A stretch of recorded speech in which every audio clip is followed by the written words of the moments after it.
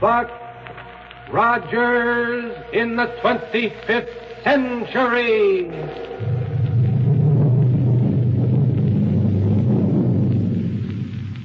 And the shower of silver dollars from Popsicle Pete's money box.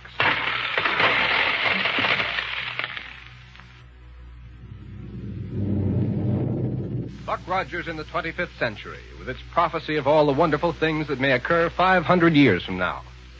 Do you ever give any really serious thought to the scientific and mechanical developments of the future? Well, just keep listening to Buck Rogers and you'll have a pretty good idea of many of the things that are within the realm of scientific possibility.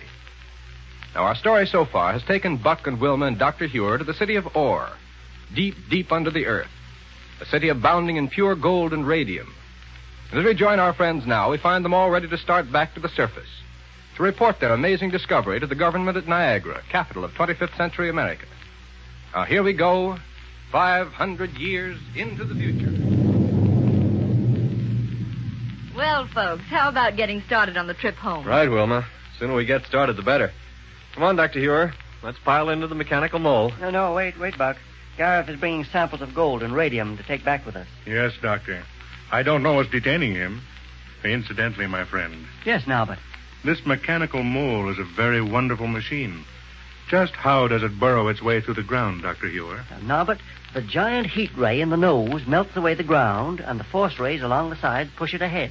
Very ingenious. Say, look at the hundreds of people gathered at the other end of this great cavern. Why, yes. Evidently working like Trojans over something or other. Oh, you're right. Too far away, though, to see what they're doing. Look, here comes our friend Gareth, apparently alarmed about something. Well, I hope nothing's wrong. No, but don't let our friends leave us. Something is wrong. Gareth, what is it? Buck, Lieutenant Wilma, Dr. Huer. What's the trouble? Please, kind people, stay and help us. Norbert, to the supply source. The supply source. What is it, Gareth? A terrible catastrophe has occurred. What? Our entire city may be swept away unless you can help us. What? The warning came to me while I was obtaining samples of our gold and radium for you to take back with you. Warning of what, Gareth? It is something we have feared for a long time, and although we tried to make adequate provisions against the day it might occur, I fear for the safety of my people. Well, now, wait a minute. See them there at the end of the cavern. They're struggling against forces the power of which they cannot comprehend. The life of every one of them is in danger, but still they try to hold it back. Oh, hold what back, Gareth? The waters, Doctor. Waters? Unless the source of our limitless water supply can be stopped up, the entire city of Ore will be flooded. Oh, why didn't you say so? Here, hop into this mechanical mole. We'll go over and see what it's all about. But can you help us? Can you keep the angry waters from filling up this great cavern in which we live? Well, that remains to be seen, Gareth. Right. Get into the mole now. No. Huh? You'll be protected from the flood in this wonderful machine of yours. I can't be. I mustn't leave my people. Gareth. Don't you see, Buck? Gareth. Yes? Now, you're all excited. Calm down and get in here so I can close the metal door. But don't you see... Quickly. If we're going to be of help to you, we can't waste time. Oh, yes, I'm sorry. Yeah, that's better. Here now. Sit right here in this control seat. Thank you. On the way over, you can tell us what's caused this unexpected trouble. Here we go. Oh, I hope we can get there in time to save our city. Well, now tell us all you can about it, so we'll know what needs to be done when we get there. Yes, Dr. Huer. You must pardon me for being so upset, but news of the impending calamity has shaken me beyond words. Yes, well... Our water supply comes by seepage through a wall of porous rock, there at the end of the cavern. Yes. Any excess was always taken care of by simply allowing it to run down into the ant country through the tunnel system you followed to come here. But now? Now, however, the outlet tunnel has become stopped up. The water is no longer draining away. Well, you know why, don't you?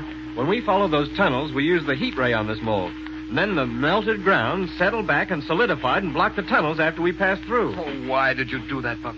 Why did you block up the only outlet for the water that can so easily fill up this entire cavern? Oh, we didn't know it was part of your drainage system, Gareth. Oh, no, of course you didn't. I'm very sorry.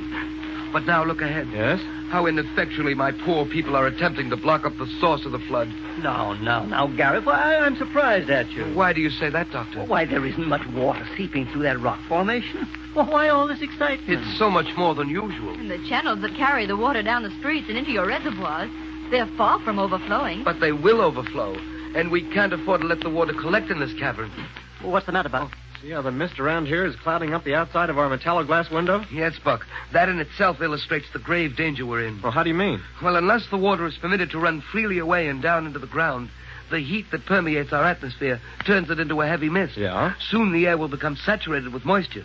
It will disable our atomic power plants and render our radium lighting system useless. Oh, I see. Worst of all, it will reach our chemical supplies and liberate deadly gases. Oh. Helpless and in total darkness, we'll be able to do nothing but wait for the poison to completely fill our city. But that would take days, Gareth. Weeks, perhaps.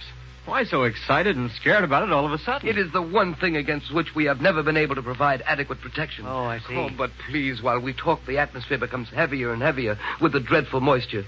The efforts of my people to stop the water seepage becomes more and more fruitless. Don't you see? Even now, some of them falter and drop down where they're standing. I can't see very well because of the wetness on these metallic Gareth, Yes, Buck. can it be the poison gas you mentioned that is making those people drop in their tracks out there? Yes, Buck. Please do something to help them. Yes, we must act immediately. What can we do? Open the door and let me out again. If my people suffer, I must suffer with them. No. Watch. What are you going to do, Buck? Turn on the non-recoil energy projector and aim it straight at the water rocks. Wait, then. Yes, sir? There'll be people in the way. If you turn on the non-recoil energy, you crush them against those rocks. Well, Gareth can warn them to get out of the way. Yes. Or better still, I can use just a little of the non-recoil energy and push them out of harm's way. We'll do both. Gareth, you go out there and tell them to get away from that rock formation. If they're still able to do so. Do you see? Most of them have fallen. Phew, I should think they would. Poison gas is right. And we thought there was no need to hurry. I'm going to warn my people. But the gas will get you too, Gareth. No matter. If my people fall, I fall. Gareth, come back. Close the door, Doctor, quick. Oh. Yes, Wilma. No, don't do it, Doctor. What? If you don't, that you don't- gas will get us too. But It's the only way I can see to aim this non-recoil energy projector. This window's too clouded up. Buck. Here it goes. That's it. But are you sure you're aiming it straight at the rock formation? Yes, sir. It clears its own path through the mist. Then can't you close the doors again? This gas is terrible. Yeah, we can now. Now, Wilma, Yes, Buck? get into a pressure suit quickly. Precious suit, what for? I want you to hold back the water seepage with a hand-sized force ray while we take this mechanical mold to the other side of the cavern. We'll blast away an outlet tunnel. Okay, Buck. Hurry now. Okay. Thank goodness the air is getting better in here with the door closed. It's getting worse for the folks out there. Funny about that gas, though. Here, Wilma. Let me help you put on the helmet of that pressure suit. Thanks. Then I'll snap the clamps of it inside and turn on the midget radio equipment so we can talk. Here it goes now, right over your head. Doc, will you turn on the radio so we can communicate with her? Sure, Doctor. There you are. Hear me now, Wilma? Yes, Doctor. I'm going on out. Here, Wilma. Don't forget this hand force ray. Thanks, Buck. Go ahead now, Wilma. Right. And stay there until we get back. That gas. Okay, Buck. Gas is awful. Yet Well, I hope we can clear the atmosphere before it's too late for some of those people out there. I've got my force ray on out here. Good, Wilma. I can turn off the one here on the mole. No, Buck. Huh? No, turn it up high and steer us to the other end of this cavern. Right, sir. We're on our way. Use all the power you can. We mustn't waste any time. Yes, sir. Managing to hold back that water all right, Wilma? Yes, Buck. It's terrible to see all these people lying around out here. We're doing all we can to save them. Well, hurry. Can you see your way ahead all right, Buck? Not very well, but well enough to get us to the other end of this huge cavern. Well, turn on a bit of the thermic radiation projector to clear the metallo-glass window. Yeah, that's a good idea. That's it. Now, more power. Every minute we take to get over there lets the gas in this place get thicker. We're going as fast as we can. Say, you know something, Doctor? What, Buck? That gas has something very funny about it. Oh, I'm sorry, but I fail utterly to see anything funny about a gas that can do what this has done to the people of Huer. I only hope that whatever it is, it won't be fatal to all of them. No, it's like something I've smelled before.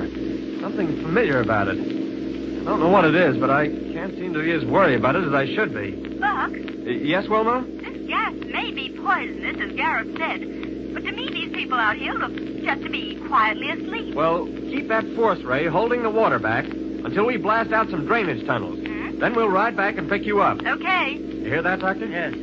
Complicates matters. What do you mean? Well, I've smelled that gas before. Maybe a long, long time ago, but somewhere. Now, listen, Buck, this is I know no you time. think I'm crazy, sir, but there's something about it that just... Stop us. We're at the end of the cavern. Yes, sir. Now, about that gas, Now, Doctor. how can you prattle on that way when the lives of hundreds of people are at stake? Now, here's where we blast out a tunnel. Right, sir. We can use a disintegrator. Yes, quickly. Right, sir. Hurry, Buck, hurry. Buck, Doctor, Yes, Wilma? guess I didn't clamp on my helmet right. What? The gas is seeping into this pressure suit. Wilma. I'm going to Wilma. keel over. Wilma!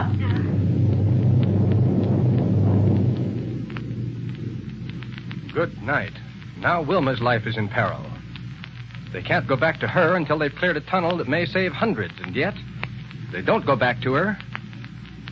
Well, now stand by and listen to a few words from your favorite announcer before we pick up our story again.